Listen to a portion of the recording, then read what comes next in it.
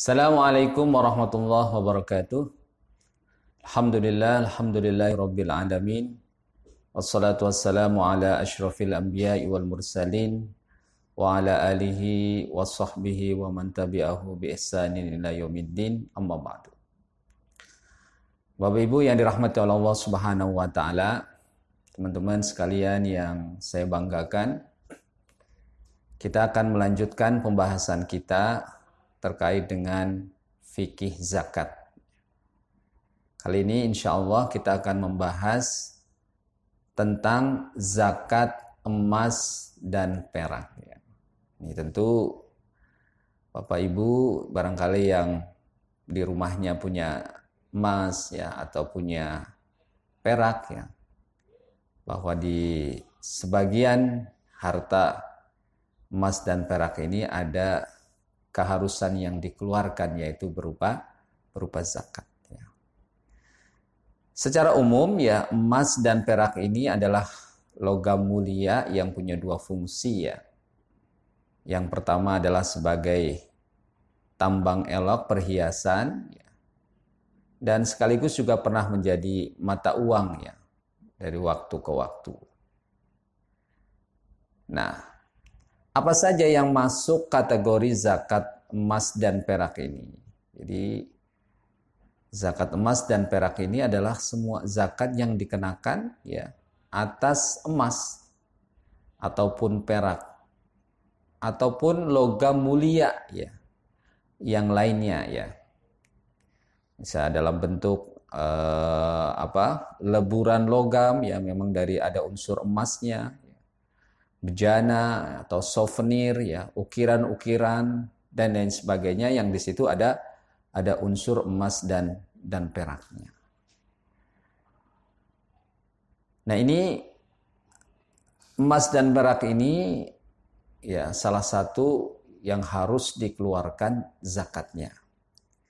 Sebagaimana dijelaskan oleh Allah Subhanahu wa taala di dalam surat At-Taubah ayat 34, A'udzubillahi minasyaitonir rajim. Walladzina yaknizuna adh-dhahaba wal fiddata wa la yunfiqunaha fi sabilillahi fabashshirhum bi'adzabin alim. Jadi orang-orang yang menyimpan emas dan peraknya kemudian tidak menafkahkannya pada jalan Allah, maksudnya adalah tidak dibayarkan zakatnya, apa konsekuensinya? Fabashshirhum bi'adzabin alim.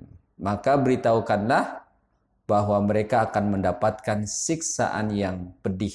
Ya, ini salah satu ayat yang menyuruh kita ya untuk membayar zakatnya dari unsur emas dan perak ya. Nah, di sini ayat ini sangat tegas sekali ya. Ketika orang tidak mau membayarkan zakat emas dan peraknya, maka peringatan dari Allah Subhanahu wa taala adalah dengan siksaan yang pedih ya. Bahkan Rasulullah sallallahu alaihi wasallam mengingatkan ya, ma min sahibi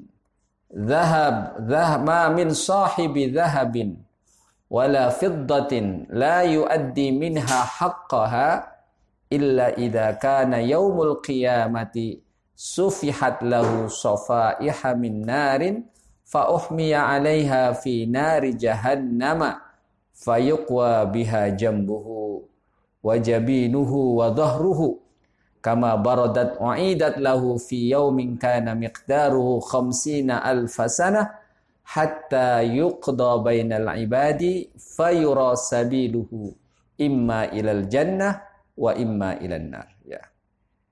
Kata Rasulullah, tidaklah pemilik emas dan pemilik perak yang tidak menunaikan haknya, tidak mau membayarkan zakatnya, maka kecuali telah terjadi pada hari kiamat ya, emas dan perak itu menjadi lempengan-lempengan di neraka ya. Kemudian dipanaskan, lalu dibakarlah dahinya, lambungnya dan punggungnya. Nah, setiap kali lempengan dari emas itu kemudian dingin, ya, dikembalikan lagi, dipanaskan lagi untuk disiksa. Ya, satu hari, ya, ukurannya pada hari itu adalah sampai 50.000 tahun. Sampai kemudian diputuskan hukuman kepada hambanya, apakah dia akan diperlihatkan jalannya menuju surganya Allah Subhanahu wa taala atau kemungkinan dia menuju neraka. Nah, ini salah satu peringatan dari Rasulullah Shallallahu alaihi wasallam bagi seseorang yang tidak mau membayarkan zakat emas dan peraknya. Kemudian ketentuan zakat emas dan perak, ya. Ini yang pertama adalah milik seorang muslim, ya. Karena bagi orang yang tidak beriman kepada Allah Subhanahu wa taala tidak diwajibkan untuk menjalankan syariatnya, ya, termasuk adalah syariat membayar zakat. Kemudian yang kedua, ketentuannya harus mencapai nisab. Ya, nisabnya adalah 85 gram. Jadi bagi bapak ibu yang memiliki emas sampai 85 gram, ya, maka sudah dikenakan untuk membayarkan zakatnya. Kemudian dia juga harus mencapai haul, ya. Jadi setelah sampai 1 tahun. Artinya kalau selama 1 tahun, ya, dia terus kepemilikan emas dan peraknya itu tidak berkurang, maka dia berhak mengeluarkan zakatnya. Berbeda kalau hanya misalkan dalam waktu setengah tahun saja dia mencapai nisab, setelah itu berkurang, maka belum kewajiban membayar zakatnya. Kemudian juga ketentuannya dia terbebas dari hutang dan tentu lebih dari kebutuhan pokoknya. Ya. Nah, terkait dengan nisab emas, ini adalah 85 gram, ya. Sedangkan untuk nisab perak, ya, itu sekitar 595 gram. Nah, ini kadar zakatnya adalah 2,5%. Ya, jadi setelah kita memiliki emas atau perak setelah 1 tahun, ya, ternyata masih di atas batas dari ketentuan nisab dalam emas dan perak, maka berhak dikeluarkan 2,5% untuk pembayaran zakatnya. Bapak Ibu yang dirahmati oleh Allah Subhanahu wa taala, ya, mudah-mudahan ini bisa menjadi pengingat kita bersama, ya, bahwa di dalam emas dan perak yang kita miliki atau yang kita investasikan, yang kita jadikan investasi, ini sesungguhnya ada hak yang harus ditunaikan sebagai wujud kita sebagai seorang muslim yang taat kepada aturan-aturan Allah Subhanahu wa taala. Mudah-mudahan kita senantiasa mendapatkan keberkahan dari Allah Subhanahu wa taala. Keberkahan hidup kita, keberkahan harta kita, keberkahan keluarga kita. Aku qauli hada wa astaghfirullah li wa lakum.